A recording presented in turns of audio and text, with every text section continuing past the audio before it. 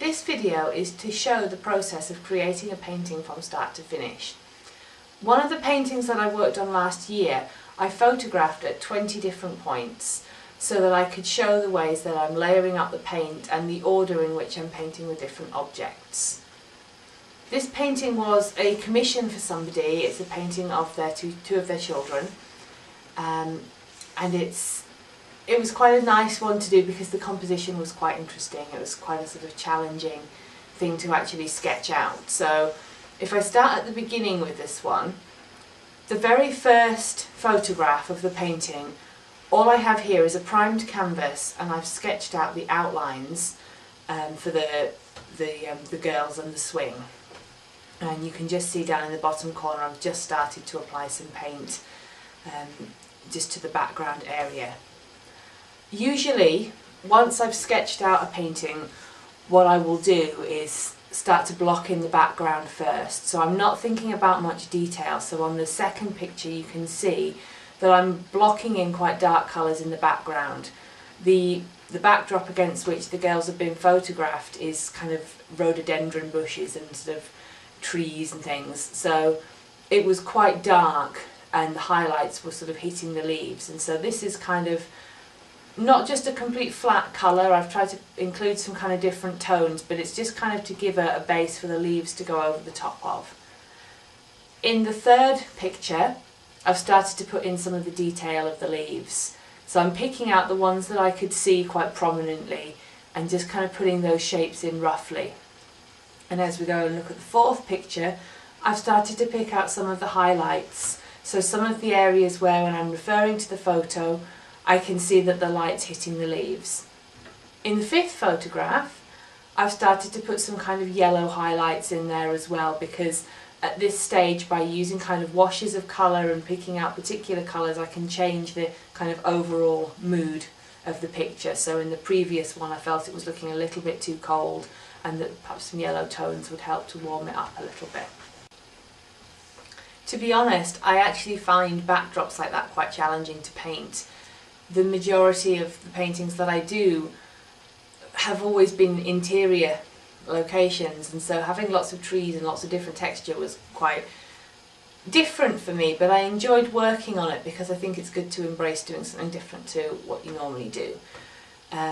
Once I got the background in and I was kind of happy that it was realistic enough without necessarily being photorealism, because that isn't really what I consider that I do, I want it to look like a painting. So it captured the mood and the movement and the shape of the background well enough at this point for me to start working on the stuff in the foreground. So I've started to put in the detail of the swing. I wanted to at this point get something solid that would be a reference then for when I start painting the little girl, because the swing is a very solid shape and the angle of it and the straight lines kind of will define the way her arm rests over it and the fabric falls around it. So I felt like I needed that strong physical element in first because it would help me then with how I painted the rest of it. On the next photograph I've painted in the jeans of the older girl that stood behind the swing, and on the next one I've painted in the trousers of the girl in the swing, and so I'm getting into more my kind of my comfort area, if you will. I'm painting in fabric and the kind of lines and folds in the fabric, which is kind of something that I quite enjoy doing. On the ninth photograph, this is quite subtle, but I've actually painted in the shades and tones on the little girl's face. She looks incredibly pale in the picture, and it's actually quite deceptive. Because I still have an awful lot of area at the moment around the face particularly, which is just the primer colour, the colours don't necessarily ring true, as it were. So I know that once I start to add in the other details, the skin won't look quite as ghostly pale and as bizarre as it looks at the moment. When you have painted in flesh, it always looks very strange when you still have lots of blank areas around it because the shades and tones are quite subtle. The thing that will make the big difference with that is actually when I add the hair. But I always like to paint the face before I paint the hair, because if you imagine looking at a face, you have the face almost as a background and the hair will be coming down over the front of the face. So I think it's important to paint the skin first, because then when you're putting the lines of the hair, you're bringing it down over the skin rather than painting the hair in and then trying to paint the face so that it goes up to the edge of the hair, if you will. So I do generally try to think about things in layers. So what's in the background comes first, and then I'm building it up to the things that are closest to me. It's not always the best way to do it, it's not always the way that it works, and in this painting I haven't painted everything in the background and then everything in the foreground, but certainly thinking about detail, I've tried to add the detail in the foreground last of all, because it is visually the thing that's in front. So the very last thing that I paint is going to be the chains of the swing, because I need to have all the background in and then I can add those in over the top. Over the next 4 photographs you can see how I'm beginning to work on the clothes of the older girl, and I'm starting off by blocking in the main colours. So she's wearing quite a lot of black, but I'm not just painting it as one flat colour. I'm trying to think about the areas where the light's hitting and where the sort of intense shadows are going to be.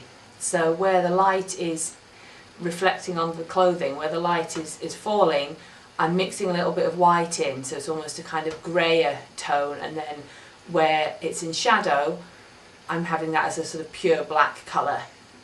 And what that's doing is it's putting a block of colour in that I can work the detail over the top, but it's also informing a little bit the shape that the clothes are in and the way that the fabric's folding and falling.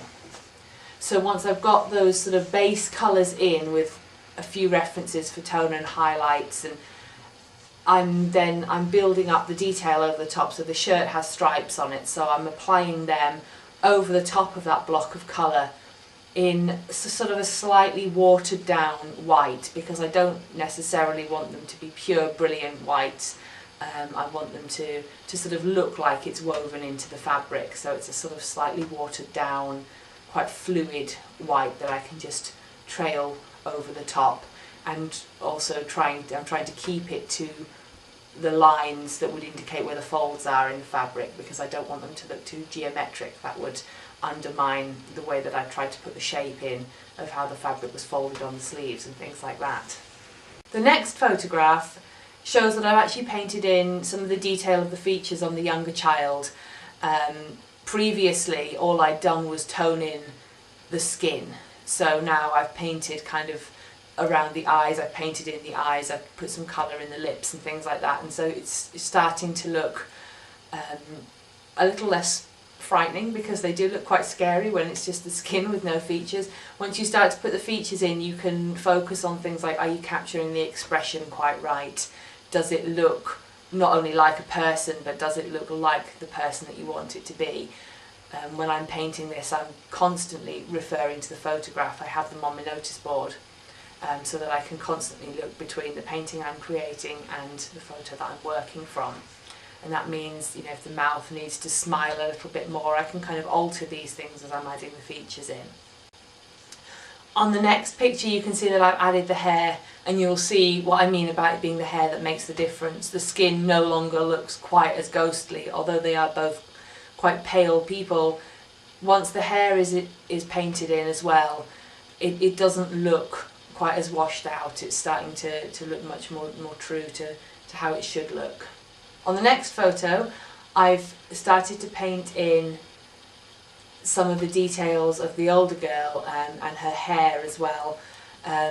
Again, putting the features on sometimes when the hair is still very pale around the face can look very odd, and really when you bring the hair in, it will make it look make much more sense of it. Similarly, if you're painting someone who hasn't got long hair, you will be looking for things like the shadow of the shape of the head. If it's someone with a shaved head or something like that, there's still going to be the kind of shadows that would define over the top of the skin colour, and it's those kind of things that sort of bring it together really. In picture 19 you can see that I've started just to work over the dark hair that I put on the older girl, and I've, again with some very watered down kind of paint, just begun to pick out the highlights where the light's falling. The last photograph in this sequence is number 20, which is once the canvas is finished. And the very last thing that I've painted the detail on is the chains of the swing, because they had to be effectively over the top of everything. So the background had to be complete, everything really had to be complete around them, so that I could paint just the kind of subtle ways that the grey changed from whether it was in shadow or whether it was where the light was hitting. When I show the sequence like this, it looks like it happens very quickly. Obviously it did take several days for me to complete this canvas, partly because I've got things like drying time. Once I've done the background layer, I need that to be dry before I start working over the top of it, which of course is one of the beauties of using acrylics as opposed to oils, is that it will dry in a couple of hours if I'm in a warm room. So I can get a considerable amount done in one day, but it's certainly not as quick as it might look when you just see them photographed one after the other like this. Hopefully what this video does is it gives you an idea of how to start out with a painting right from the very beginning. And I always start in the same place with a very simple outline on the canvas, and then I can start to build it up one element at a time almost from that. When you're first starting out, if you're not a very confident drawer, you can even use tracing paper to transfer an image onto a canvas if you're working on a small size. This gets more difficult if you start working on larger canvases, because you need to be able to print out the image at the size you want it and then trace it up and transfer it onto the canvas that way. But if you're working sort of A4 size, then you can very easily print an image from your home computer and use a piece of tracing paper to transfer it over. And this is quite a nice way if you're starting out and you're not feeling very confident with your drawing skills, but you'll probably find that if you do a few paintings that way, that you begin to get more familiar with the shape and the format of someone's face, and eventually you won't feel the need to trace at all. But it is a good starting point when you're beginning. When you are line drawing onto your canvas, I find it's best not to put very much detail at all. So I would never put different shades or tones on in the pencil on the canvas. Pencil onto canvas can dint it and mark it and make it quite difficult to paint on, so it's better just to keep to the lines that you absolutely need to know where the objects are, and all of your shade and tone will happen afterwards in the paint. So I hope some of this has helped people get started and maybe inspired some people to have a go at portrait painting or any kind of painting. Remember, there's no right or wrong way to paint, it's just about having a go and finding out what works for you.